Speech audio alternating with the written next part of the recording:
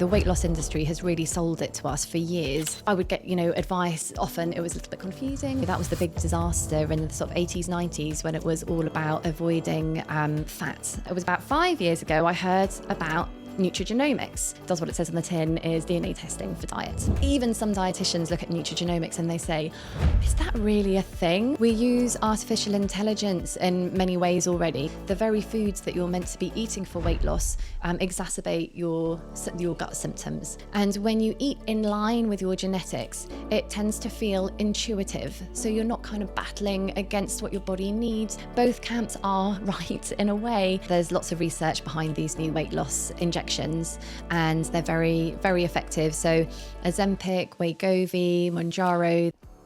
Hi, I'm Helen, your host today. Would love your support, and a quick subscribe to this channel would mean a lot to us and help us grow. We may be small now, but with your support, we can achieve something amazing together. Thank you. Welcome to the Visionary podcast, where we discuss science, medicine, physical health, and mental well-being. Helen, you're a registered dietitian with over a decade of experience working with patients in the NHS, and you are the founder of the Bespoke Nutrition Coach website. During my research about you online, I've learned that you take a very unique focus on DNA-centric nutrition, and I think this sets you apart very, very beautifully from other dietitians. Could you please tell us what led you to concentrate on DNA testing to help your patients take 2 steps towards health? Yeah, absolutely. So I'll go quite a long way back, if that's okay, at the start of my journey into nutrition.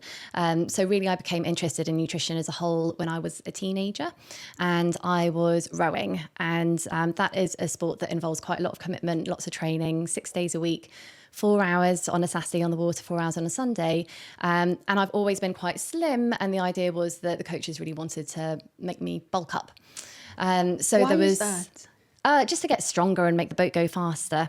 So I would get, advice, and often it was a little bit confusing. Like, you could use an extra cream bun, or carbs before, protein and carbs after, but not actual foods. So that kind of made me really interested in nutrition. And I went on to university to study nutrition and dietetics. So that kind of takes you into the world of hospital nutrition. And I worked in some big teaching hospitals in London. So I worked in intensive care, and then for the most part in renal nutrition, which is basically working with patients with kidney failure. And that was incredible. I learned a huge amount, and I spent 10 years working in the NHS, and it's got this beautiful camaraderie with working with the whole team, and lots of learning involved with that, and really rewarding with looking after these patients. However, the struggles within the NHS are nothing new. So even now we're looking back sort of 10, 15 years when I was working there, and basically there was less and less funding coming through to the department. And within dietetics, that means less money to spend on dietitians. You can't really cut back anywhere else. So, and it was within the hospital as a whole. So I do remember kind of a turning point at which I turned up to a busy renal clinic. I had about 10 patients booked in for an afternoon. And by the time I got there were no rooms left, although these patients were still turning up to see me. And I was given 2 chairs in a corridor to counsel patients 10 minutes each on quite complicated, important dietary strategies to improve their health, build rapport, try and get motivation out of them. And, Only 10 minutes. And exactly, for each one. And, it's not fair on the patients, not fair on the healthcare professional. And I came home that night and I started researching how to set up a freelance business. So at that point, I sort of looked back and I thought, well, what am I going to specialise in? And I did a qualification in sports and exercise nutrition, because that was what sparked my interest initially. And when it came to opening my practice and opening the doors, the 2 main things that people I found needed help with were weight management and gut health issues. So things like irritable bowel syndrome and other functional issues like chronic constipation. And so those remain my 2 main specialist areas, but I do still do some work with junior athletes on the side as well. So then I had the freedom all of a sudden, once I started up my practice, to run it exactly how I wanted to and offer really good quality. So that came with longer appointment times. I always have an hour for an initial consultation, 40 minutes for a follow-up. I use all of the latest software. So I've got meal planning software. So when I'm giving advice and educating patients, I can give them practical advice and say, well, what does that look like in terms of breakfast, lunch and dinner? So they can have meal plans with shopping lists. And then it was about 5 years ago, I heard about Nutrigenomics, which is another term. Nutrigenomics, also called personalised nutrition, or the easiest, does what it says on the tin, is DNA testing for diet. And I trained in that, and I thought that is what can give my clients a different approach, because these two issues with weight management and gut health, often there's just so much nutrition noise out there. There's people in one camp saying, oh no, you absolutely must follow a very high protein diet, ketogenic all the way, and then the other camp, oh no, vegan is the best way, carbs are what you need, and people will just really believe what they have seen work for themselves or for other people. And then what I realized when I heard about Nutrigenomics is both camps are right in a way. There are people that react extremely well to different types of diet. It just depends on how we're built. So alongside that, it also appealed to me because I am an identical twin myself. Are you? Yes. I think I saw that on your website. Yes. And I wondered, So my twin sister, Sylvia, lives over in Australia. So we look very similar characteristics, but then also the sort of food that we like is the same. So we both have a sweet tooth. We love sparkling wine, but we find it hard to eat really big plates of food. We get full quite early on. We're both quite slim, but we can kind of get away with eating sweet stuff and not gaining a lot of weight. has she ever done a DNA testing? She doesn't have to, because I have done my genetic testing, and because she's my identical twin, she has identical genetics. Really? So lifestyle has a huge impact, but it's the genetics that determine how our lifestyle choices then manifest and what effect it then has within our bodies. Okay. Yeah. I see that. That's amazing. And you would relay your knowledge based on your DNA test results to her to help her manage whatever she needs to tackle. Is that correct? Absolutely. Yes. Okay. That's amazing. I mean, I have to say this is a very different approach than the standard diet. As you mentioned rightly, diets come in all shapes and forms. And usually people are in a certain camp. They are in keto, intermittent, low calories, whatever, but you're not biased to any approach. You're biased to the results. Yeah, you do the testing, and based on that, you give recommendations. Is that correct? Yes. So what I would say about dieting in particular, if we look at weight management, is that any diet that makes you eat less is going to lead to weight loss. So that's kind of straightforward in a way. What's the real challenge and the real tricky bit is trying to keep the weight off. So, people come and see me all the time, and they've yo-yo dieted, and they found a diet that works for a short period. They lost the weight, and then they put on more weight, and then they lose it, and then they put on more. And this is the sort of really tricky situation that is really important not to get into. So when I'm giving out dietary advice for weight management, it's all about sustainable changes. And when you eat in line with your genetics, it tends to feel intuitive. So you're not kind of battling against what your body needs. It's not all down to willpower and just making sure that you ignore the hunger and don't eat.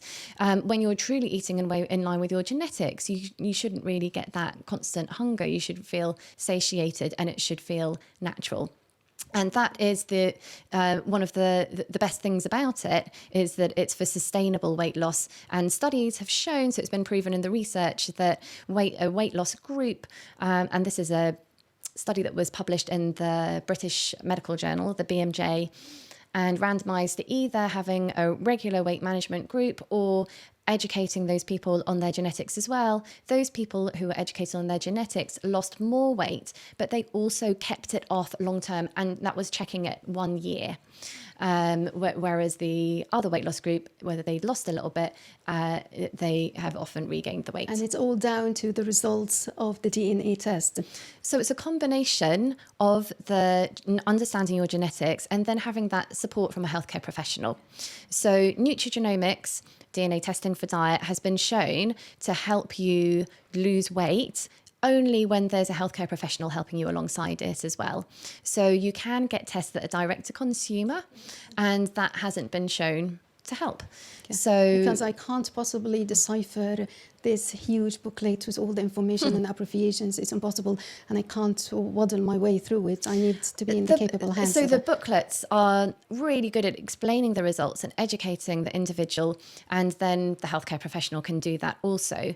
But I do call myself a nutrition coach, because one thing is understanding what you have to do, and another big part of it, maybe 80% then, is having the motivation and the structure and the accountability so that all of that gets put into practice. Yeah, how to follow through. So if I take a DNA test, in simple terms, you will be able to tell me which food I should be eating and the other kinds of foods that I should be avoiding, and hopefully come up with the perfect diet based on my DNA test results. Is this in simple terms? Yeah, so it can help people who are looking for long-term weight management, people who have issues with food intolerances, and then people looking for overall kind of day-to-day wellness and longevity.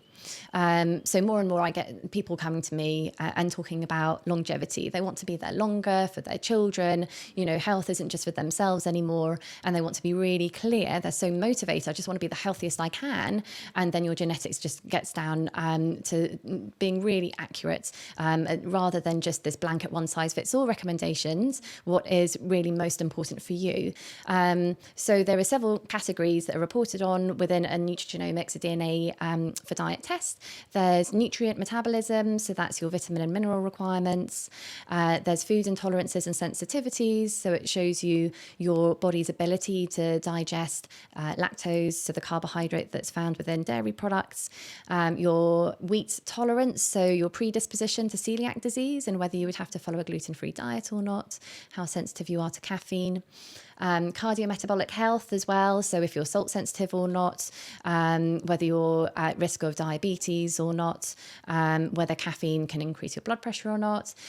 Then there's the weight management side of things. So could a high protein diet benefit you? Should you be focusing on total fat or the types of fats? Could you be a snacker and therefore intermittent fasting might not be the best thing for you? Or maybe you're not genetically a snacker and therefore you can push intermittent fasting a little bit longer. Have you got a sweet tooth and how to manage that? And would exercise help you to lose weight as well?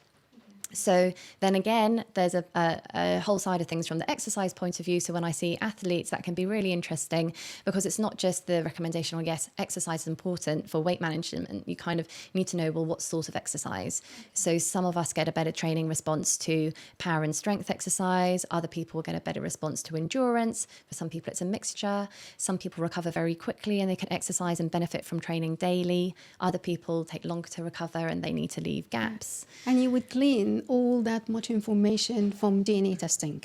From genetics, and there's so much more. I mean, Wow. we coded the human genome back in 2003, so it's not a new technology. It's been there for a relatively long amount of time, and it's just got cheaper and more efficient to be able to do. So what we're doing here is we're picking out specific modifiable genes that are called modifier genes, which means that it's not just a disease risk gene where you find out the information and there's nothing that you can do about it. All you're finding out is that you've got a high risk of developing a certain disease. It's telling you useful information where, yes, maybe you've got an increased risk of obesity, for example, but these are the lifestyle measures you can put into place to mitigate that risk. So it's really empowering. Not only does it help explain how your body's got into the situation where it is. So some people come to see me and they say, I'm exercising every day, this is what I eat, and still I'm this size. And then we'll look at the genetics and we'll find some answers as to why that might have been happening. Maybe you've got a reduced metabolic rate. So that's an actual thing. Some people just burn less calories than other people. maybe you've been focusing on a low carb diet when all along what you need is a Mediterranean diet, and you really need those carbohydrates in there. And maybe you've been desperately trying to intermittent fast, but you're a snacker and you've not been sticking to it, and it's over restriction has been making you binge. But the root cause is because actually your hypothalamus is telling you need to eat regularly, and that drive to eat can't be changeable just through willpower. So it gives you an understanding as to why you found yourself in that situation, as well as a very clear path as to how to get yourself to that point of optimal health and wellness. Okay, amazing. You covered so many points here. We want to delve into them all. I've been writing notes. So the salts. So some of us are more sensitive to salt than others, and maybe not need more sodium. How would that affect weight management? So that's not related to weight management. That's related to cardiometabolic health and the effect that salt has on our blood pressure. So if someone, and these things often sort of come side by side. So often with, if you're overweight, then that in itself can lead to high blood pressure. And that person might have been told, well, the first thing you need to do is completely cut out salt. Well, some people are salt sensitive, some people are not salt sensitive, some people who desperately in a research environment have been told to cut down on salt, just the stress of that then increases their blood pressure. So it's really important to know which one you are so that you know what the best course of action is. So yes, that would be from a blood pressure management point of view. And often people come to see me, they've got no problems with their blood pressure at all. But because your genetics never changes, I can tell them, okay, this is information you need to keep in your back pocket. So in the future, if your blood pressure does become raised, it's for you, either it's really important to be cutting down on salt, or for you, salt's not going to be an issue, but focus on the other factors that bring down blood pressure. Keep to a healthy weight, eat enough potassium and calcium and those sorts of nutrients. So sometimes it's not seen from that point of view. It's often diet is the things that you must be cutting out, but sometimes it's the things that you need to include that are going to improve your health. These are very useful insights. So the DNA testing will help me in the now on how to manage my health and for the future considerations also for the future. Yes. Okay, that's amazing. Absolutely. You talked about caffeine. I'm one of those people, and it's like it works like the clock. After 11 a.m., if I sniff coffee, I don't sleep at night. While my friend up in Birmingham, she would have espresso too at 10 p.m. and sleep. I find this very, very abnormal. But there must be some genetic mutation into that. Caffeine, lovely. You mentioned snacking. Does this mean that... Would you like me to talk about caffeine Yes, for a bit? please. Because I can talk quite a lot about caffeine. We need it. We know it's like a great source of fiber and everything. So there's a couple of genes related to caffeine sensitivity. So one of the genes is found within our brains, and that's the receptors to caffeine. And so if you have lots of receptors, then that means you're going to be extremely caffeine sensitive. And most people can tell that within themselves. So like you're describing, if you have it past 11 o'clock, you're not sleeping at night. Caffeine is probably therefore more likely to make you anxious. And sometimes people Jittery. with that sensitivity can get the shakes from having too much caffeine. So you can usually sort of tell that within yourself. There's another gene which determines how efficient your enzyme is within your liver at metabolizing and breaking caffeine down. So people who are slow metabolizers have caffeine within their blood system for longer, and therefore the longer it's there, the more likely it is to elevate their blood pressure. Okay. And research has shown that slow metabolizers are much more likely to suffer from heart attacks or strokes if they have 400 milligrams of coffee or caffeine a day or more. So 400 milligrams each. Shots of espresso is 100 milligrams. So that's about, a couple of lattes a day. So having that much or more means they're much more likely of heart disease, so heart attack or stroke. Whereas if they stick to just 200 milligrams, that's the safe level. Fast metabolizers, if they cut down to 200 milligrams, are missing out on the benefits of the coffee. And because they haven't got that side effect of the caffeine hanging around in their body and increasing their blood pressure, they instead find that 400 milligrams a day, 4 shots of espresso a day is heart protective. So again, that's a really big difference.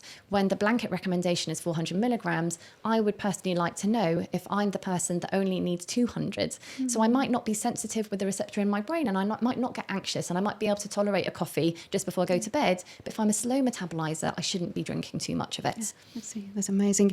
And you touched on the snacking bit. Are you suggesting that some of us naturally need this constant burst of energy between meals, hence longer fasting is not good for them?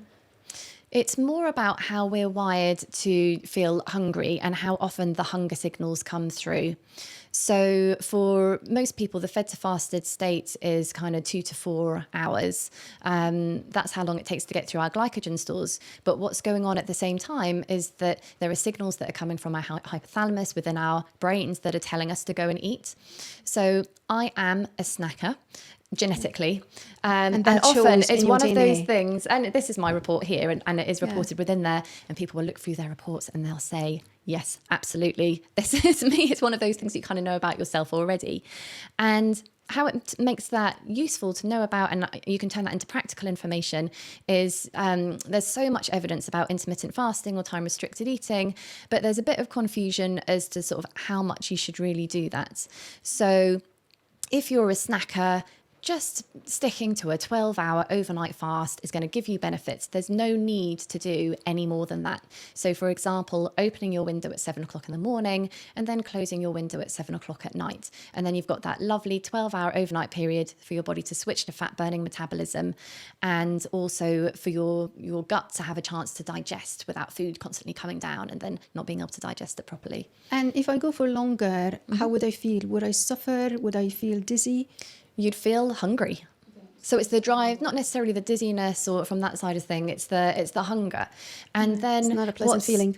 It's not a pleasant feeling, and it's the sort of thing where if you've been told, oh no, the absolute best amount of overnight fast is 16 hours and you can't do it, then you feel like you're failing, and it leads to over restriction. And then when you can eat again, then always after over restriction comes, well, always, I should say, binging is always a result of over restriction. So if you find yourself binging, just think, well, where could that have come from?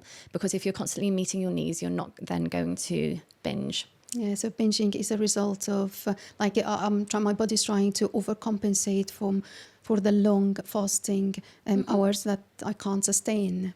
Okay, that's very interesting. You also mentioned sweet tooth. Is there a scientific reason why some people would be more inclined to eat sweets? That's amazing. So how can we deal with this kind of factor if I want to manage my weight? So the specific gene we're looking at there is the GLUT2 receptor, and we've got these receptors all over our body. So we've got them in our liver where we store carbohydrates, we've got them in our gut where we're absorbing it, and we've also got them within our brain, and again back to the hypothalamus. So in the hypothalamus we have these receptors, and for some people who have a sweet tooth, they are particularly sensitive to getting a reward to sweetness. So if we eat something sweet, then that releases these, feel-good hormones like dopamine, and that encourages us to go and eat more of it. So if you're particularly sensitive to that, then you're going to get even more of a reward when you eat something sweet compared to someone who doesn't have that genetic variation. And so that is the sweet tooth gene. And the way to manage that is really just make sure that you're not exposing yourself. So control your food environments. Make sure you're not exposing yourself to so much sweet foods, because say, for example, if it's Christmas time and you leave the box of celebration chocolates out on just open with the lid off, you've got the sweet tooth gene, your brain's telling you, go and eat the chocolate. You can't rely on willpower. You need to control your food environment.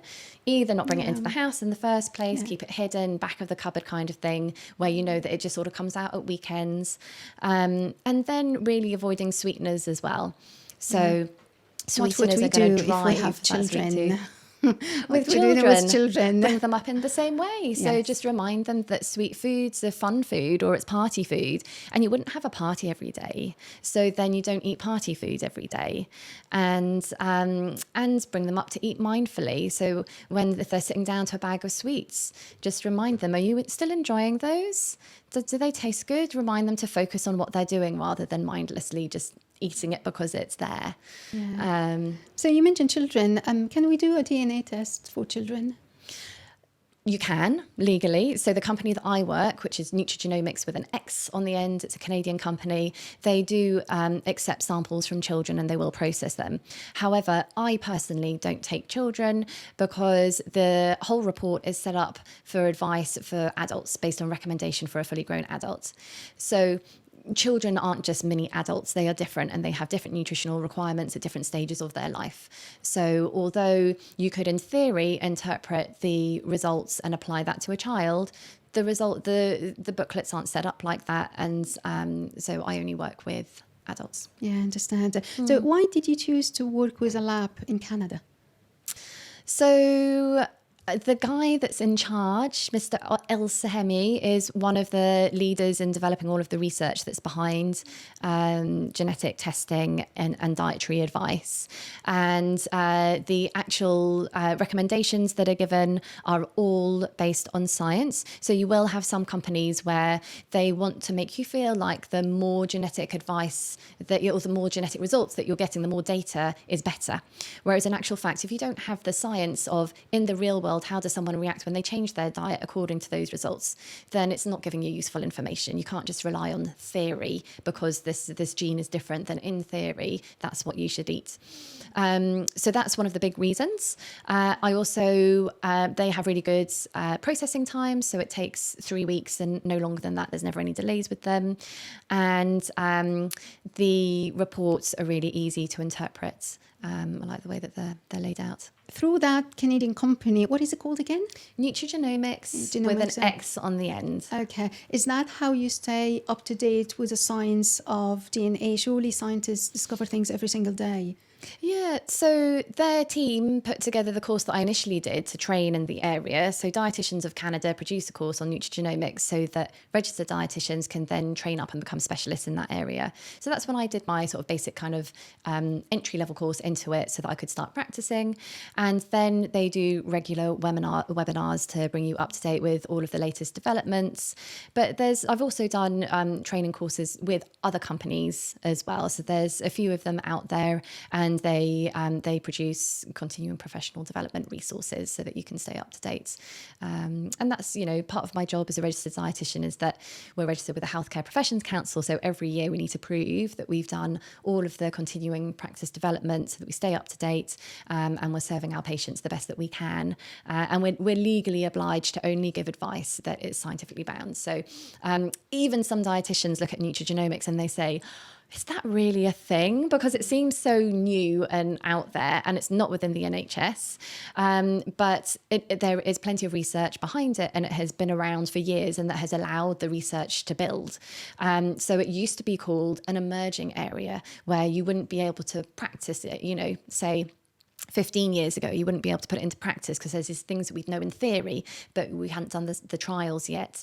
Whereas now it is the here and now. So it's not like personalised nutrition is the future. It's like personalised nutrition is available to anyone right now. Yeah. And do you think personalised nutrition plans will replace or has now replaced the standardised diet plans that we hear of, like being in a certain camp, do keto, do intermittent fasting, whatever? Because every day now people rely on technology to help them achieve the health goals. And we now have AI, right? So do you think this is the future, or are we already there?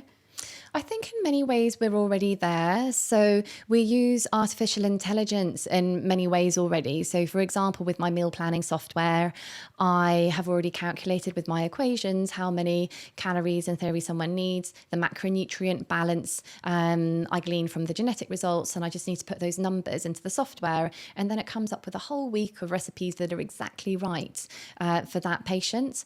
And personalised nutrition means so many different things. So it's personalised according to what the patient is telling you that they need, what their baseline level is like at the intake is like at the moment. Baseline. What does Baseline this mean, intake, please? like as in what they're eating at the moment, what their nutrition looks like right now, and what sort of medical conditions they might have or history.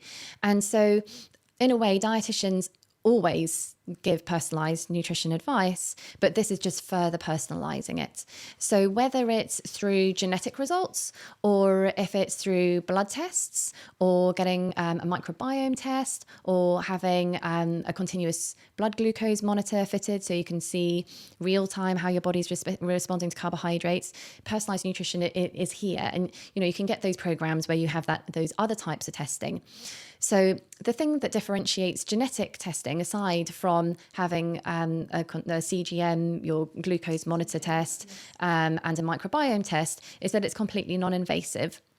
So a genetic test it kind of looks like a COVID test, except it's much less unpleasant than that, because you just take a swab of the inside of your cheek. So it's a 10-second swab on the inside of your cheek, and then you just pop that into the test tube. And the kit is very small, so it just fits through your letterbox.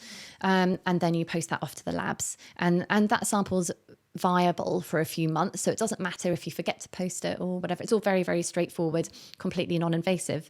Whereas certainly I know most people would be squeamish about putting a needle into their arm, or worry about knocking that off, or collecting a poo sample. It's not for everyone. No, and the glucose monitor, do I need to take a bit of blood to do this? No, so that's actually a needle that goes through just direct into your arm, and it's monitoring that constantly with the CGM. Whereas I put it for how long? How do I go about my daily life with a needle in my arm? So it's just, you might have seen people with the circular patches on there, and people use them all the time for who are actually diabetics, and then other people use it to get this personalised nutrition insight as to how sensitive they are to carbohydrates, and the best kind of diet to follow for that. So it would be for a couple of weeks, wearing that. So is this DNA testing the same as genetic profile? Yes, it's basically the same thing, but it's just a different term. Yeah, and you also do blood tests and metabolic assessment as well. Yes, so the genetic test shows you your risk of certain nutrient deficiencies, but it won't show you your actual nutritional status. So to know that, to understand exactly, say for instance, sometimes a really common complaint, people come to see me and say they're just tired all the time. So then what we want to know is what their iron stores are like. So check the ferritin, what folate levels, vitamin B12, vitamin D, all of those can impart on fatigue. And then it's important to understand, especially if someone's overweight, what their liver function is like, and their lipid profile. And if there's lipid profile, which means cholesterol and triglycerides. And then CRP is a level of inflammation, so that's important to know, and that could reflect that there's some inflammation in the gut. So for example, if someone comes to me with food intolerances, then we're looking at that as well. So those are the markers that I have a look at, and then we can see your nutritional status in the here and now. And again, it's all home testing. So my business is mostly online. I am based in Hove, and I do see people face-to-face at the Montefiore Hospital, the local private hospital. But lots of people prefer the convenience of Zoom, so I do Zoom calls. And then these tests are the sort of testing kits that fit through your letterbox. So again, capillary blood testing is just the finger prick blood tests. So all of those blood tests you can take at home, and it will just be a few lancets to cut the end of your finger, and then you collect the blood in the test tube and send that off to the labs, and the results come back within 48 hours. And actually what I prefer about those results compared to the NHS is they're really user-friendly and easy to take autonomy over your own results. So then you have your results instantly. It comes with a report from a GP to explain them, and really easy to read on the portal as to, if you're in the green zone or the red zone, as to what's out of range and what's not, and what to do about it. Whereas it can feel a bit mysterious within the NHS. Often you'll have a blood test, and if you don't hear anything, then no news is good news, and you just assume that everything's okay. Whereas in my opinion, it should be the opposite way around. Those people with really good results, you should be contacting them immediately and saying, well done, congratulations, everything's really good, and this is where things stand at the moment, and this is why. Yeah, but NHS usually don't have the logistics or like the admin work of saying, oh, Chronic that's underfunding. okay. Yeah. Yeah, So- I know that very well. New news is good news. So I just, but sometimes, having said that, following up is a very good idea, because there would be like your report has gone through the cracks of the system and there's something not quite right there. You never know. So you use a whole range of tools. The genetic testing, the metabolic assessments, the blood tests. You mentioned that you also consider the family medical history. Yes, absolutely. So that standard practice is to understand social history. So what does someone's day look like? The medical history, what medication they're taking at the moment, what care they've received through medical professionals. So yeah, that all comes into the assessment. How would you translate that into actionable recommendations? Yeah, so really important area of results that we're looking at would be the food intolerance section. And it's mainly dairy and gluten that we're looking at here. So lactose intolerance, primary lactose intolerance, we can tell from your genetics. So literally whether you're born being able to break down lactose, which is the carbohydrate that we find within dairy products. So some people have the enzyme that works past the age of 5, past the age of weaning, and survives through to adult life. But that's the exception and not the rule. So that's Northern European genetics. Scandinavian people? Northern European, so that would be Europe and the UK. Okay. Yeah. Right. So we are able to process or digest lactose. Well, I don't belong to that category. Most people, Mostly. but then Okay. the majority of the world's population cannot. And so after the age of 5, the lactose doesn't get digested, which means it survives all the way to the large intestine, at which point the bacteria then ferment it and create gas and can cause really uncomfortable bloating or diarrhea. And that can be more or less severe in some people. And again, it comes back to your genetics. So it depends on how efficiently that enzyme is working. So for some people, they can tolerate absolutely loads of lactose. Other people, they're going to have slightly elevated risk of lactose intolerance, and other people will have a high risk of lactose intolerance. Okay. And this is the kind of information that could easily go unnoticed, because you say that most of us, and the other countries other than Northern Europeans, they have some level of intolerance to milk. So it's a big spectrum, and they might get bloated and very uncomfortable, and they wouldn't know what caused it. Well, that is the issue, because these issues can be so multifaceted. And if you look at your diet and all of the different types of foods, it's very, very difficult to unpick what's going on if you have one symptom like bloating. So that test can help it narrow it down a little bit. And then also within a genetic result, you'll find out if you've got the genetics for a predisposition to celiac disease. So celiac disease is an autoimmune condition where if you develop it, your body develops antibodies to gluten, which is the protein within wheat, and it can then start damaging your small intestine. And that can cause pain, it can cause diarrhea, some people get mouth ulcers, and fatigue, because when your small intestine is damaged, you're not absorbing some key nutrients like iron. So although 1 in 3 people have the genetics to develop celiac disease, only 1% of the population are then celiac. So you still need to introduce wheat into your diet for 6 weeks and get the blood test. So with someone that comes to me that says, oh, I've cut out wheat because I just can't tolerate it, it's really important to look at your genetics to see, is that celiac disease and an autoimmune disease where you can't have gluten to the point where it must be reduced to less than 20 parts per million, so no cross-contamination or anything, always checking the back of labels? Or is it wheat intolerance where you can still have maybe a slice of sourdough bread a day? Okay. Without getting any symptoms.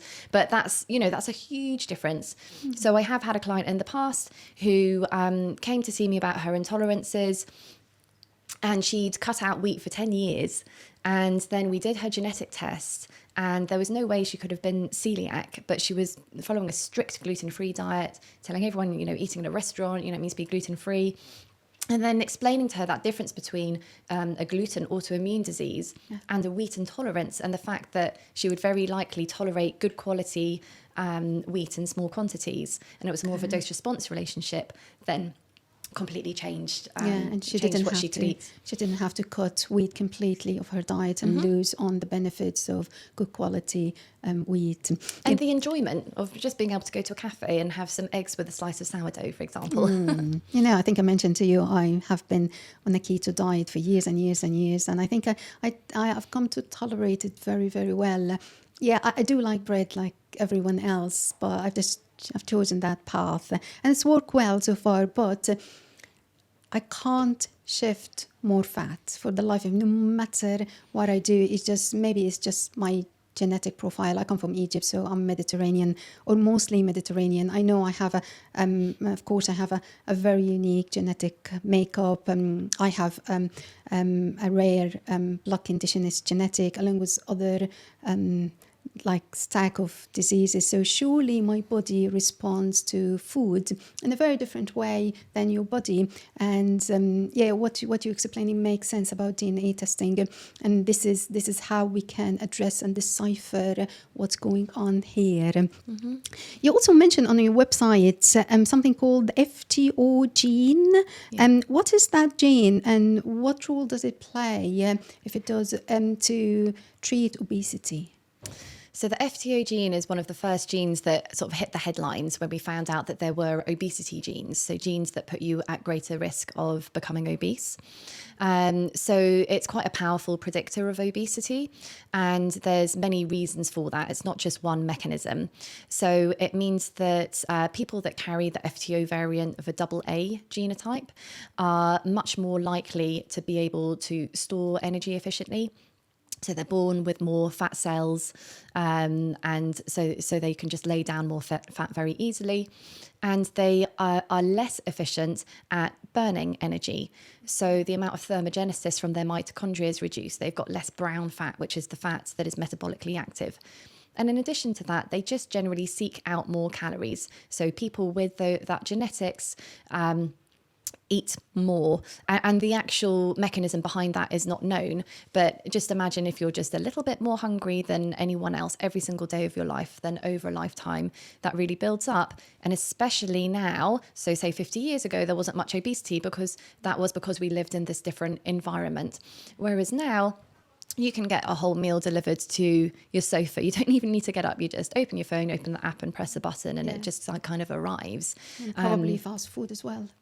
Exactly. So all of these calories that very clever nutritional scientists have made to be absolutely resistible and delicious. There are 3 variants of the gene, AA, AT, and TNT, and everyone carries only one variant of it. Okay. So what you described just now about the gene and how we store carbs or process other kinds of macronutrients, how would I benefit from this piece of information? What are the practicalities? What should I do in my diet, and how would you advise your patients to do in their diets?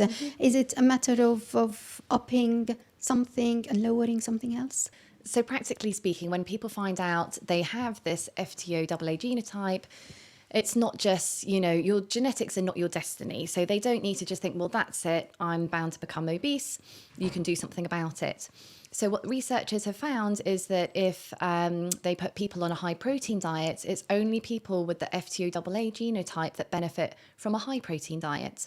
So when I say high protein, I'm talking about at least 35% of calories coming from protein.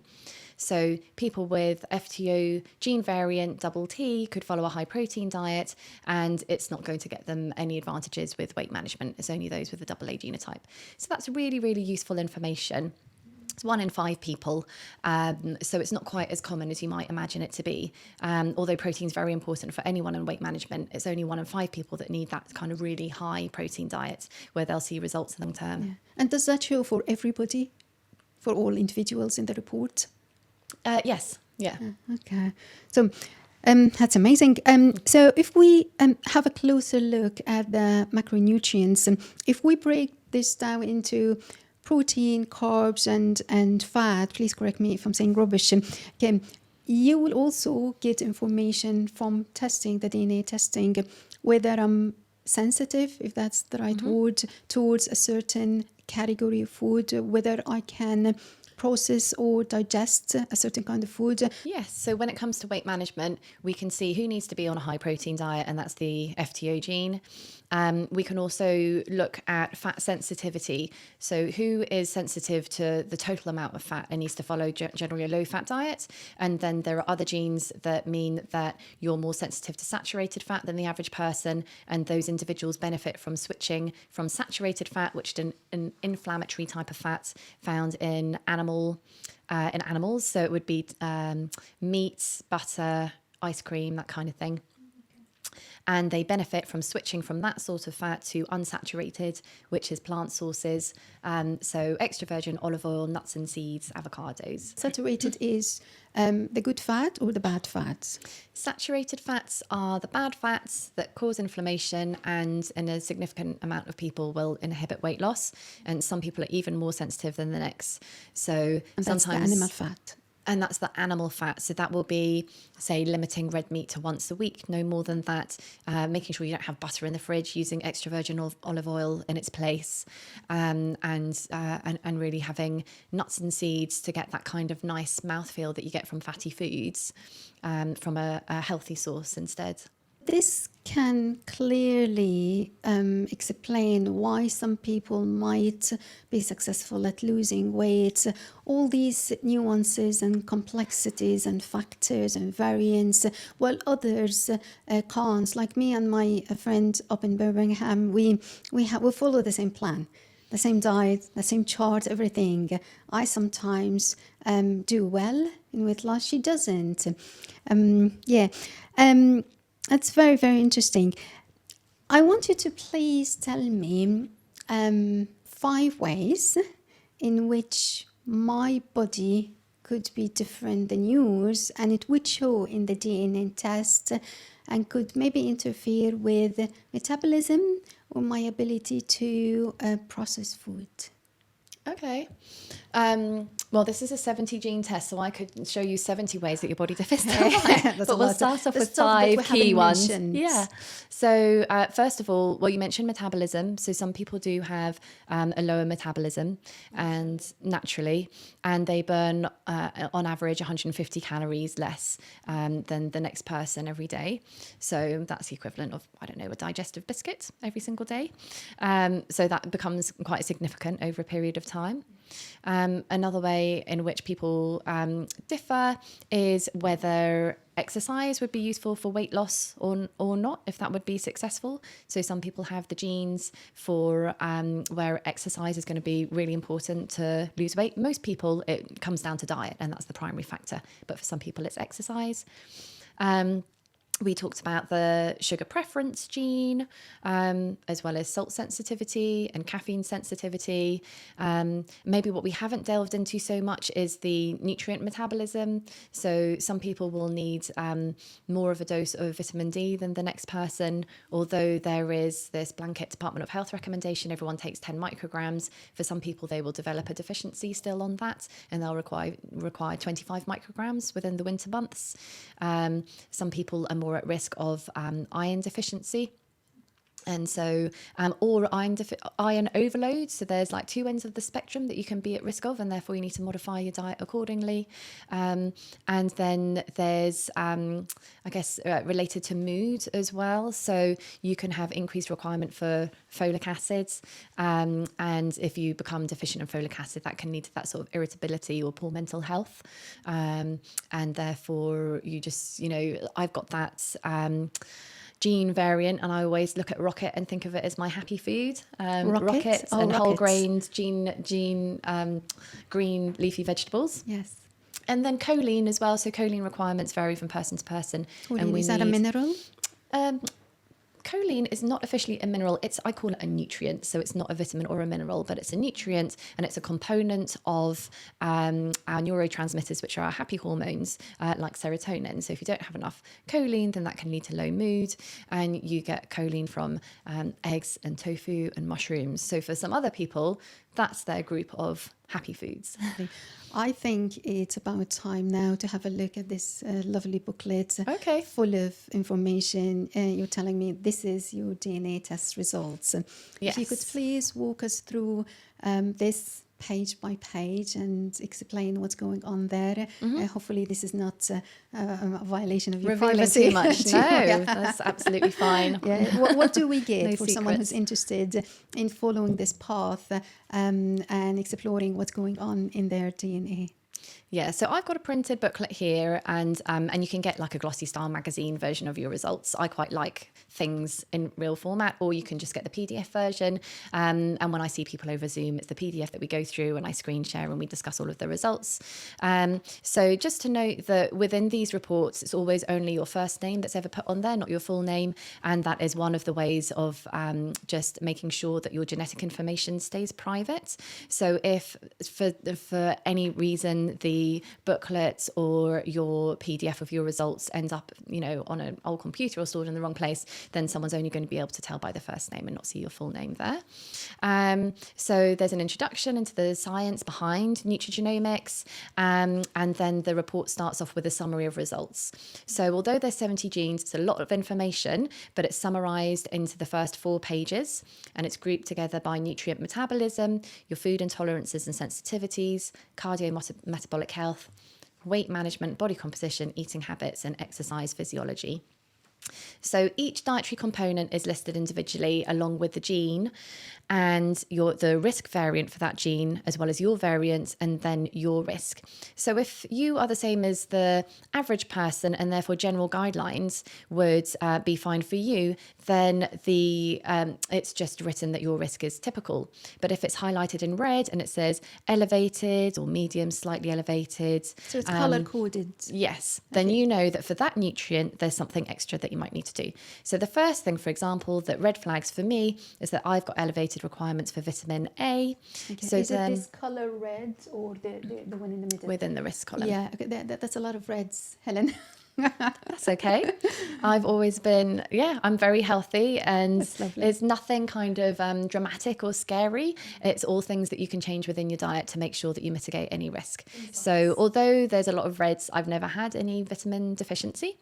So vitamin A, we then go to the vitamin A section in the main body of the report. And then in the main body of the report, each nutrient is explained in slightly more detail. So vitamin A, what really is vitamin A? Why do we need it? So it's an antioxidant vitamin, and we need it for disease prevention.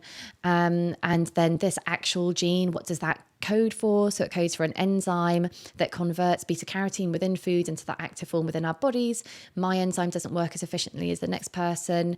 Therefore, ... what does that mean? And what are my recommendations? So I should aim for 700 micrograms a day. And then there's a chart showing me the sources of vitamin A and where I might be able to get that preformed vitamin A from, because if I get it from the beta carotene source, it's not going to be converted. So rather than just the orange kind of fruits and vegetables, I need to go for preformed vitamin A in things like tuna, eggs, mackerel. So it also addresses the forms of vitamins and minerals, okay, and guides you through which forms you would consume. Okay, how do I calculate this? Is this like a rough calculation I shouldn't be obsessed about? Like you would tell me you need to consume this much of carrots or whatever every single day, and this would be enough to walk me through? Yeah, so often it's just focusing on the key foods that are high in that nutrient and making sure, finding which ones you would normally eat or which you like the taste of, and working those regularly into your diet. So working with a dietitian will help you understand exactly where to get those sources of that food and how much you really need. It's really important not to rely on supplements at this point. So I think what's really tempting is looking at those results, and some companies do this and they convert your DNA results into a personalised nutrient supplement. So say, for instance, I've red flags on vitamin D, C, B12, A, calcium. They would put that all into a supplement. But you need to remember that the research that this is all based on is obtaining those nutrients from real food, not from a supplement. And there are some cases where taking a supplement causes more damage than good.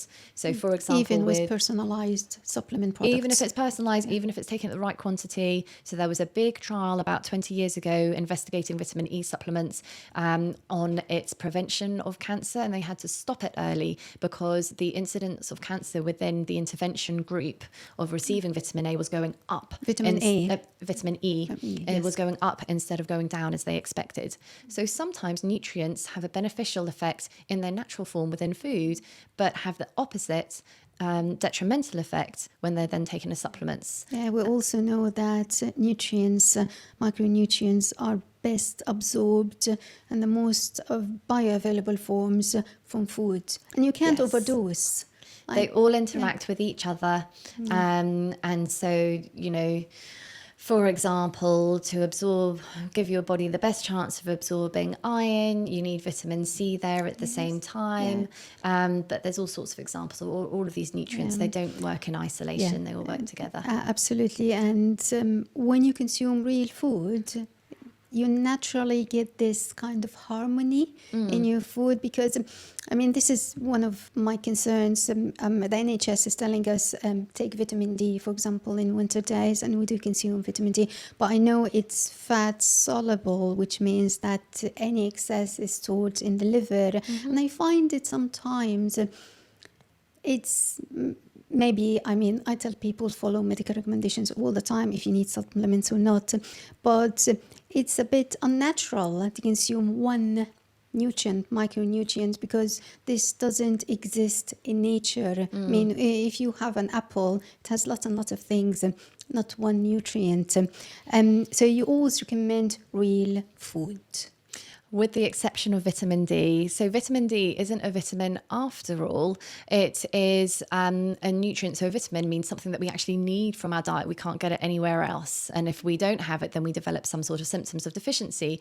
Whereas vitamin D we make in our skin when the sun hits it. That's where we get most vitamin D from. We get a little bit from food, and we can get some from mushrooms. If we put our mushrooms on the windowsill and let them soak up some sun, then it increases the amount of vitamin D.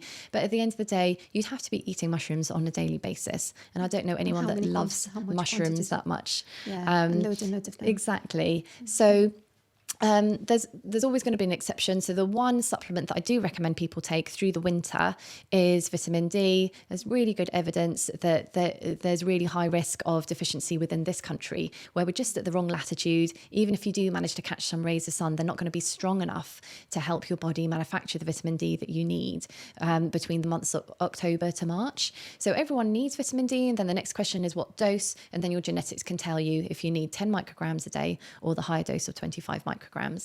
How often do you see or encounter major genetic variations in these reports? I'm sure you have seen hundreds and hundreds of them. Is it a common thing to see one or two peculiar traits that might maybe interfere with my health or weight management? Yeah, so all of the different traits, when you get this kind of deep dive on each page of them, each genetic variant tells you how common your response variant is. So, for example, it's only 1 in 5 people that need the high protein diet. It's only 1 in 10 people that need to follow a really low fat diet. And, you know, that was the big disaster in the sort of 80s, 90s, when it was all about avoiding fat, and then people then started having high carbohydrate diets, and that really, we now know that isn't the answer for the majority of people. 1 in 10 people do need to be making sure that they don't have too much fat. 3 in 10 people benefit from physical activity with weight loss, and then some are more common. So 1 in 2 with need more omega-6 and omega-3 to prevent heart disease and cardiac events. So it really depends on which gene and nutrient that you're looking at as to what the risk is. But you don't remember, we're not looking at inborn errors of metabolism or disease risk genes here. So there's never going to be a really tricky conversation that I'm having when someone finds out they've got this terrible risk of something. It's all modifiable genes. So you can change your lifestyle to mitigate whatever risk is flagged up. Okay, there are solutions then. So will DNA testing work for everyone? Are there any cases in which this might not be effective or recommended? I don't recommend it. Like we discussed, I wouldn't recommend children to have the test done. And weight management is so complicated and multifaceted that for a genetic test to work, you need to be supported by a healthcare professional who is specialising within weight management so that you're well supported. And you also need to be at the right stage and motivated. So just buying a genetic test and a 12-week course is not going to do anything. The action needs to come from the individual. And if there's anything getting in the way of you making significant lifestyle change at that point in your life, then maybe it's the wrong time. And then just look at the right sort of time when you've got, the time and the motivation to put into it, and then you'll see results. And putting diet to one side, stress and lack of sleep are two other things that can inhibit weight loss. So what's been shown, if you've got higher cortisol levels and then you put yourself on a calorie restricted diet, is that you end up losing muscle along with fat, and that can then make your metabolism drop, and you end up getting to this stage where you get to a weight loss plateau and you can't lose any more. So we really want to, we've got no control over the stress that's put upon us, but we do have ways day to day where we can bolster our body's ability to cope with stress and reduce those cortisol levels going too high. So things like guided meditations or mindfulness, and spending time with friends and family, spending time in nature. So I'm quite holistic with my approach to weight management with my clients, and I really wouldn't be doing my job properly if I didn't discuss that side of things as well. And it's the same issue with sleep. So if you're not getting enough sleep, you see this all the time with shift workers. Basically, what happens when you're sleeping, your body produces fullness hormones. And when you're awake, it naturally produces hunger hormones. So if you spend less time sleeping, you're just constantly more hungry and up against that. And so, again, sleep can be a really tricky issue. It's one thing wanting to get more sleep and another thing getting to the point where you're able to get more sleep. But it's definitely something to focus on as big a priority, and to put as much emphasis on that as making the dietary changes and exercising. Yeah, I'm very well aware of this lack of sleep factor, because I know usually very, very extremely hungry, like I eat like a pig when I'm sleep deprived, and you explained this for me, and before my menstrual cycle. And why is that, and how do I overcome this other than just writing it out? Just before you come onto your period, that's when progesterone spikes, and our body needs carbohydrates to make progesterone, and therefore we get these kind of carb cravings. It's also a time at which there's a bit more inflammation in the body, and you'll be feeling a bit more tired and less other times. Yes, less likely to want to exercise. And so just remember to think that week leading up to your period is your self-care week. So although you don't feel like exercising, you've just got to try and push through and do some gentle exercise, and it will make you feel better. You're never going to regret it. Really important to have that lovely anti-inflammatory diet. Do not go carb-free during the week leading up to your period. You really need those whole grains and fruits because your body is going to be craving them. And you don't want to get to that situation of being very restrictive all day and then getting to the end of the day and you're thinking, oh, I just need chocolate, and then binging on it. Yeah, so I know that very well, but I don't binge on that. I have my system is totally immune to sugar and sweets and other like pastries, but I have one craving. This is my vice. Nuts. And nuts is the one thing I really crave. Like, I think it's something systematic when we talk about the science of DNA testing, or maybe something I'm lacking. I have some sort of deficiency. Every 2 or 3 days, and it's a pattern. I crave nuts like mad, and because I'm on a keto diet and I'm trying to cut down on carbs, but I tell myself it's superfood. There's fat, there's good carbs, not bad carbs, protein, but I carry myself for hours thinking of nothing but nuts in my brain. Then I crack down at the end of the day and go get a huge bag of organic nuts, and they're over in one setting. And then I relieve myself, and in 2 or 3 days it happens again. But it's fine. It's all okay. There are much worse things to be eating bags full of. I totally appreciate it, and I love them and I enjoy them. So good. All right. Now, I'm sure most of our viewers now are wondering about the cost. How accessible is DNA testing in terms of cost and availability? Is it expensive? Yeah, so it can be expensive. The basic cost for the actual testing itself can vary anywhere between about £100 and £300 for the genetic test. The genetic test that I offer myself is £179. But then you need to remember that the research that backs this shows that just getting the test direct to consumer is not beneficial. You need someone to help you. You need that kind of coach and someone to provide the structure and help you through it. So for the 12-week programs that I run, they're £597 for the full 12 weeks. You get a meal plan each week, and that's based on your genetics. The genetic testing, 3 appointments, and then I connect with my patients on WhatsApp as well. So I can coach them through changes regularly and set targets for each week, celebrate wins at the end. And then there's the option to add on blood results on top of that as well for an extra cost. But yeah, I guess it can be expensive, but it's an investment, and you only need to do the test once, and then you know your genetics long term, and you kind of know where you are and what you're doing. Yeah, exactly. I'm not sure whether it's me or just, but I find that investing the 179 in towards my well-being, especially for those who might have been struggling for years and years from weight gain, and they probably spent way more than that on this supplement or that. I've seen doctors, but all in vain for something that could give me so much information about my system, my structure, and how to deal with that. It is a good investment.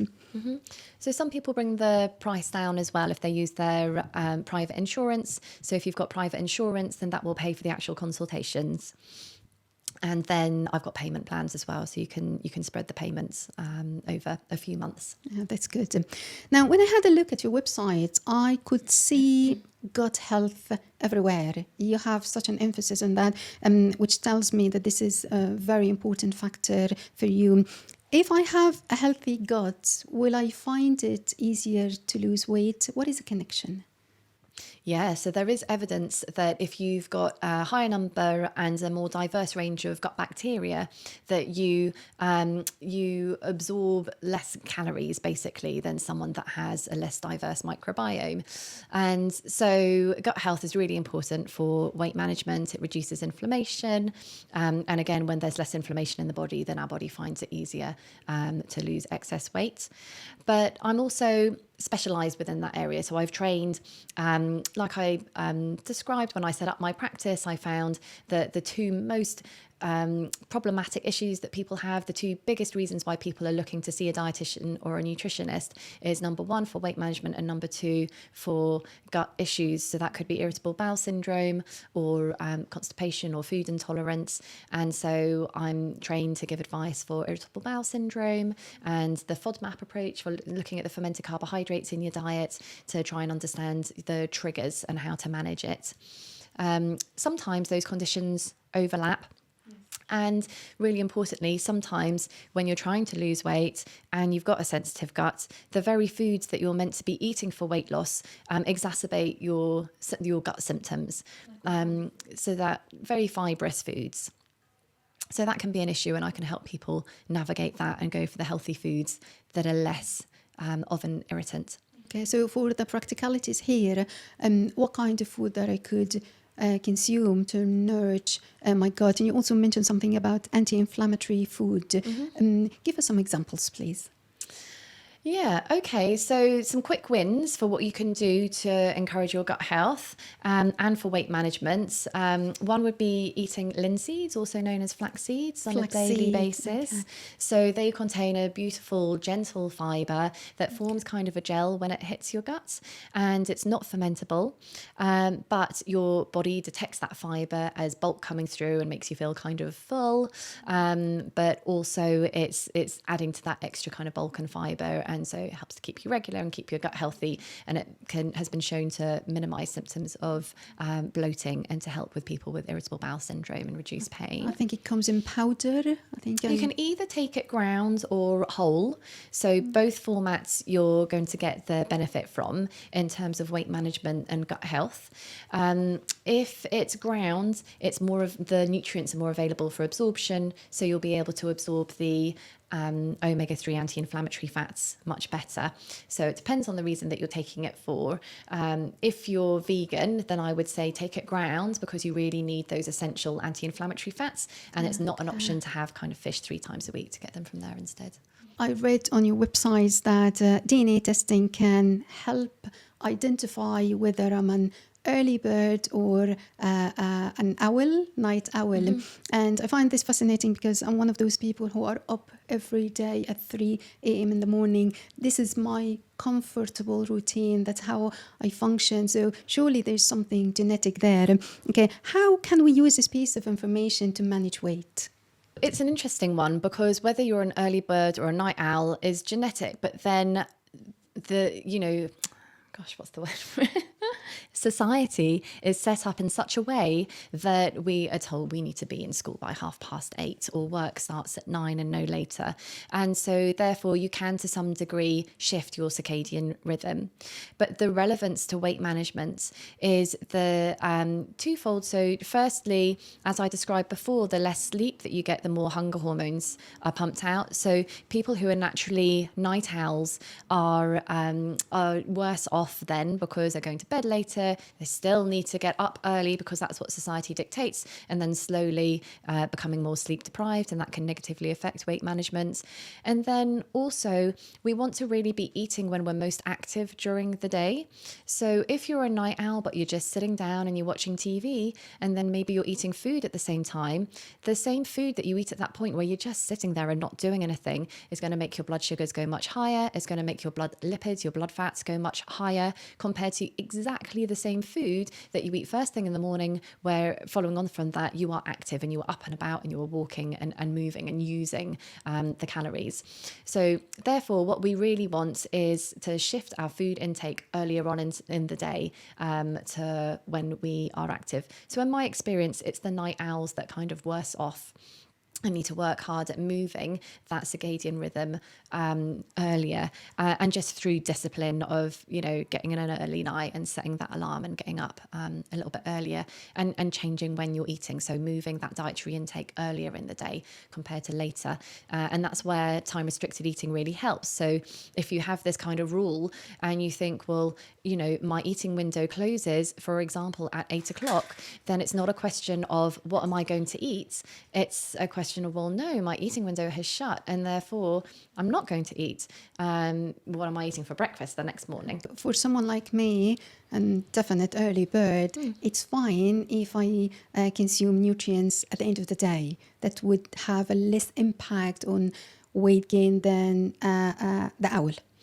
No, you still want to consume your food earlier on in the day, but in theory you should find that easier than the night owl to actually achieve. Yeah, I see. Okay. Helen, what is the most surprising thing that you've learned about health and nutrition through working with DNA testing? Yeah, so I'd say what's probably surprising and what my clients find the most surprising is that there's no dramatic change or extreme diet that's going to be the solution, but that for everyone, if you eat in line with your genetics, you can eat intuitively and it doesn't need to feel like a struggle, and that you can get positive results from that.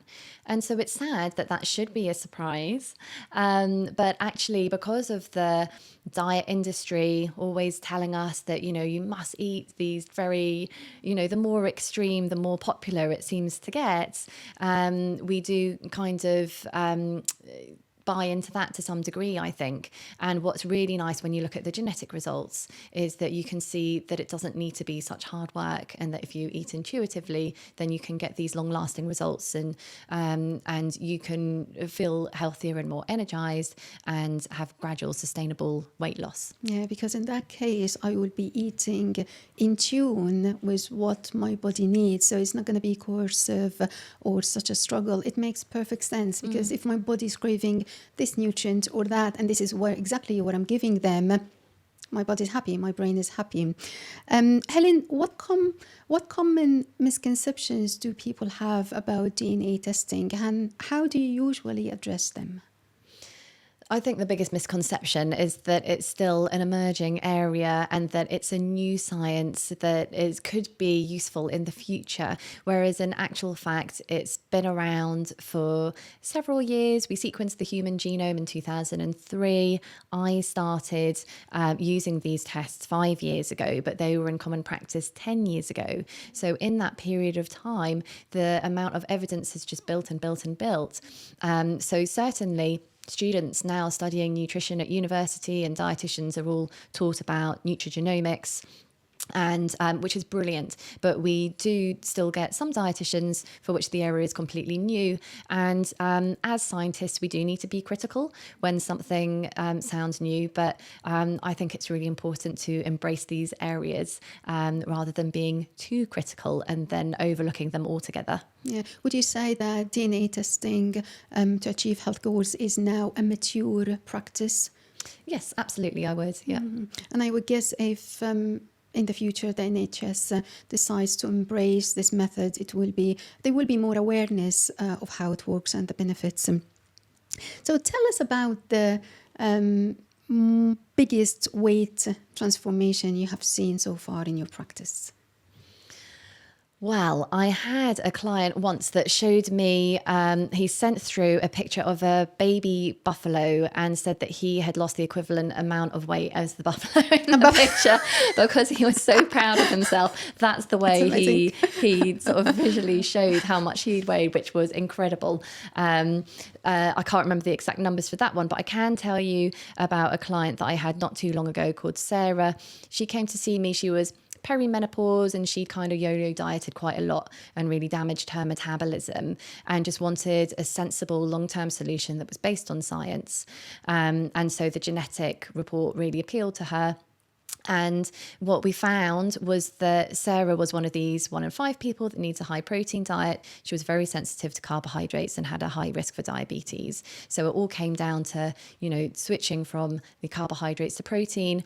But Sarah's vegetarian. So that was not a straightforward switch. And I shared lots of, recipes on tofu and using soya in different ways and lentils and beans. And over the 12 weeks, she lost 7 kilos, but 14 centimeters of her waist. So often I used waist circumference measurements as the outcome measure because what we're trying to lose is the visceral fat that's stored around our organs. And waist circumference is a proxy measure for that. So the fat that's stored under our skin and gives us our curves isn't really unhealthy at all. It's not causing any damage. It's the fat that's stored around our middles that is then in and around our organs that we need to kind of worry about. So when she lost that fat, she had much better energy levels and was suffering less with coughs and colds, and her confidence went up hugely. And actually, I saw Sarah again more recently, and what she's done is she's started having fish a couple of times a week because she found just to get to that level of protein was such a struggle on the vegetarian diet, and her weight would keep creeping up when she had more of the carbs. And I never, try to challenge people's beliefs. I don't try and convert people to eating meat if they don't eat it already. But for her, that definitely has worked longer term. And she's kept the weight off, so she's really happy with it. Okay. So if someone is listening to us now and they are considering doing the DNA testing, but they are a bit skeptical or unsure about it, what would you tell them? I would tell them not to worry. It's not an invasive test, and I'm not a scary person. No, you're not. I'm not going to tell them off for eating foods and be very strict. I will work with them. I only see people on a one-to-one basis. I don't do groups, so you don't need to be intimidated by any group environments. And everything is bespoke, and that's why I call myself the Bespoke Nutrition Coach. And so if it's too overwhelming getting a meal plan every week, some people find it just too much, then I just send through specific recipes for what they need. If they don't need recipes, if they just need the support, then that's what I focus on. So although the program has a structure, it's all tailored for that individual. And I would provide them with maybe some hope or reassurance that there is a sustainable solution, and that if you look at your genetics, then we can see exactly what's going on and just provide some clarity on the best way forward, rather than stumbling through and having this kind of trial and error, which can be so demoralizing but also quite damaging to our metabolism. Yeah, and it can't really be any bespoke than your own DNA. I wouldn't say that a genetic test would ever lead someone to say, oh, well, that's it, I need to change to going vegan or to including meat. And there is always a way. So it was never my recommendation to Sarah to include the fish, because it's very, and she was only vegetarian, so really, really straightforward in theory. But for her, what has worked has been incorporating fish herself. But no, I think that that's quite a different issue. And, you know, I'm based in Hove. I see people in Brighton. We've got a high density of people who are vegan, and it is possible to tailor that diet regardless of your genetics. So I did say the only supplement that I recommend is vitamin D, but then the exception would be B12 for people who are following a vegan diet. And then especially if they've then got increased requirements that we find on their genetics, then that's really important to take a supplement. I could see that you adopt a very gentle approach and considerate approach when you deal with your patients. Helen, we can't have a dietitian with us without talking about Ozempic. Mm-hmm. What do you think of this medication? I mean, your personal view, your medical view, is it really effective? Oh, yes. So there's lots of research behind these new weight loss injections, and they're very, very effective. So Ozempic, Wegovy, Mounjaro, they're all GLP agonists, which basically means that they mimic a fullness hormone within our bodies. And so people just feel too full to overeat, and on average lose 15% of their body weight when taking the injections. Wow. Is that fat or fat and muscles?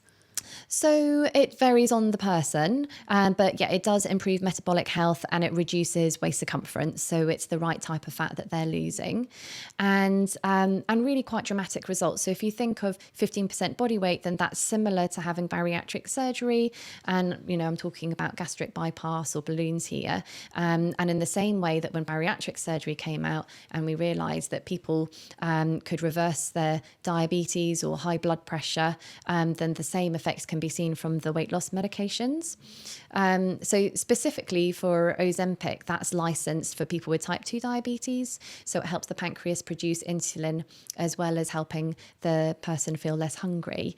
And that leads to lower HbA1c levels, which is the way that we measure long-term blood glucose control. So very effective. Ozempic, it's just through the GP, and then Wegovy and Mounjaro are over the counter.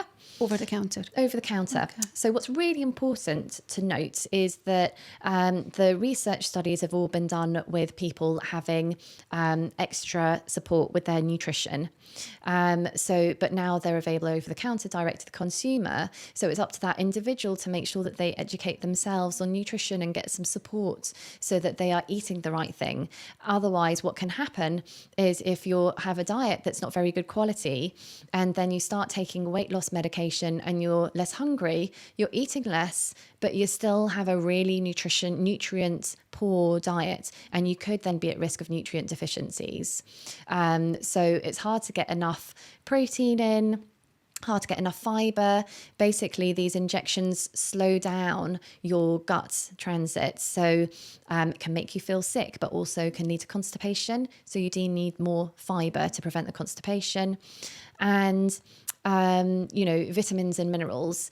If you're only eating around 1,000 calories a day, you need to make sure those foods are as nutrient dense as possible to make sure you get the basic vitamins and minerals that we need to prevent deficiency. Yeah. How often do you recommend something like the Ozempic to your patients? The sort of people that come to see me are not usually morbidly obese with comorbidities. They are usually overweight, but not obese, really interested in longevity and overall wellness. So I have never recommended weight loss medication for any of my own clients. However, for people who are obese to the point where they have multiple comorbidities, they're a really good option if you can get the right support alongside it. Okay. So what are the side effects of something like Ozempic? We already mentioned that if I eat less, there is the potential that I still eat rubbish or half rubbish, which means that I will be deficient in vitamins and minerals. Do you have other major side effects? Yeah, the main one is sickness and just feeling nauseous and not wanting to eat the whole time. So food is just so important for socializing and our culture, spending time with the family. And if you're not able to eat and join in on that, then that is a massive part of your life. We eat several times a day, and your quality of life that is going to be affected. So the other big drawback is that in the studies, it's shown that when people come off these medications, they regain all of the weight that they've lost.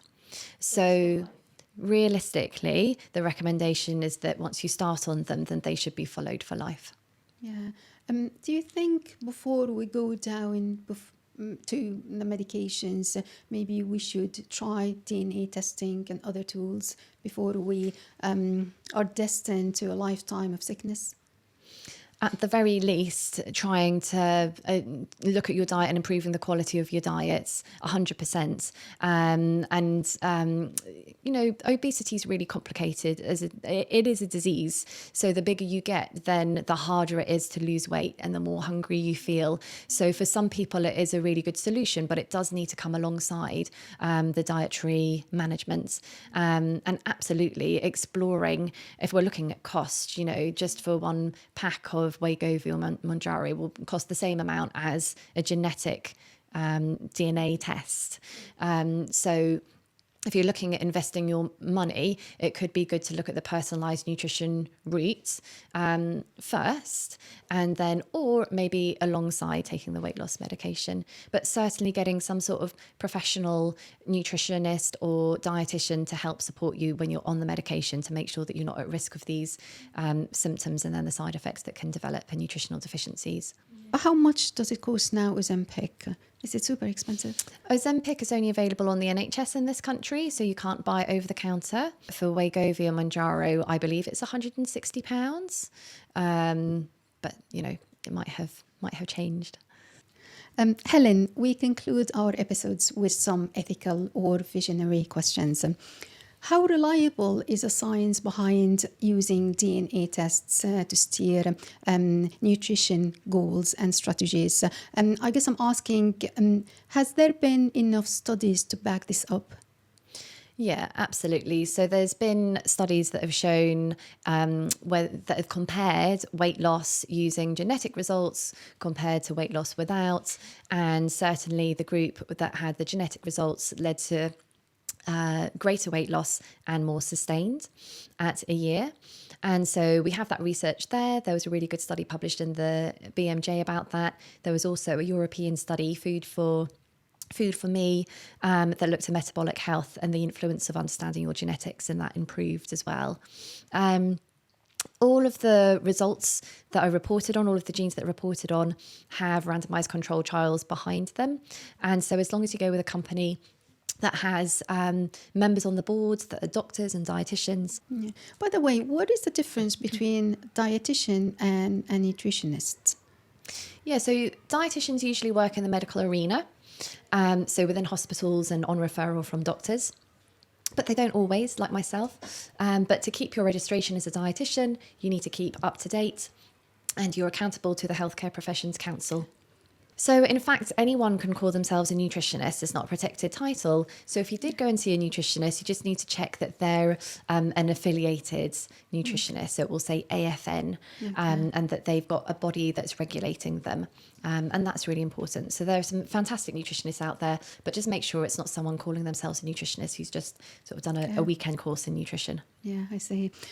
Helen, I have a tiny confession to make. In my futile pursuit to be size 6 instead of size 8, I often feel a little bit immature.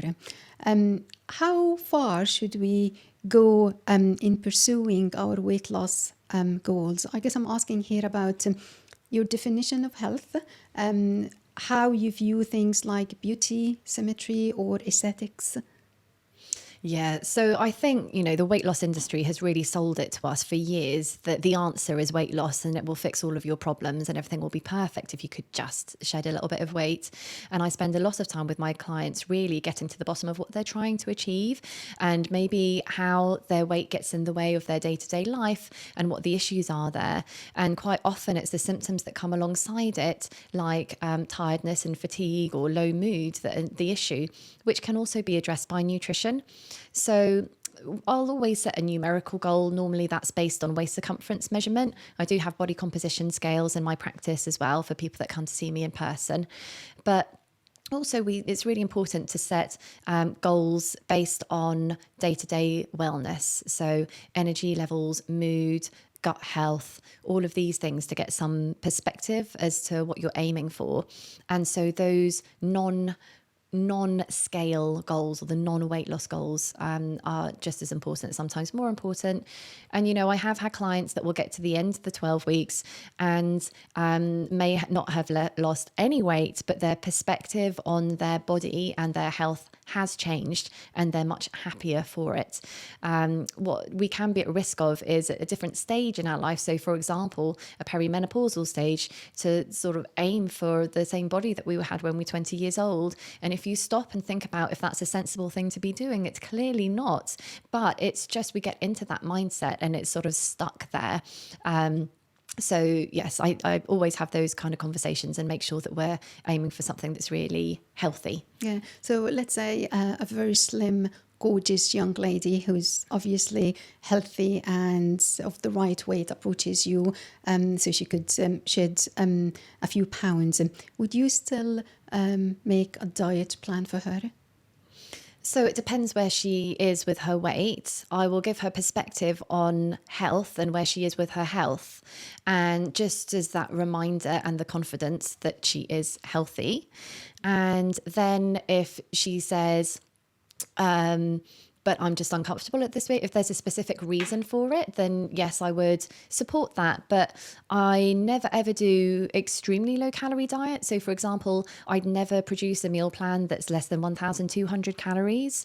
So it's all about getting those nutrients in and forming really healthy habits and really focusing on the foods that should be eaten rather than the foods that shouldn't. So I'm mindful of helping people to have a healthy relationship with food and with their bodies. And that can be a big part of the nutrition journey for some people. Yeah. Helen, where can we find you online if some of our viewers want to approach you? So I've got my website, the Bespoke Nutrition Coach.co.uk.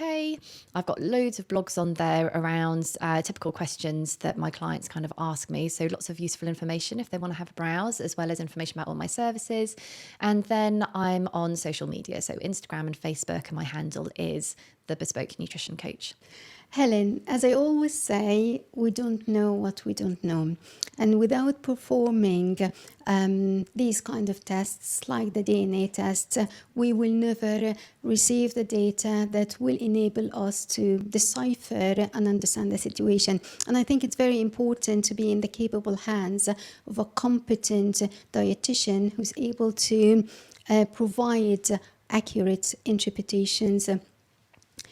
Time and over again, we prove this fact that diet is not a one-size-fits-all, because we're all different individuals, we have different genetic makeups, and there are so many nuances that the DNA test can decipher with remarkable efficiency.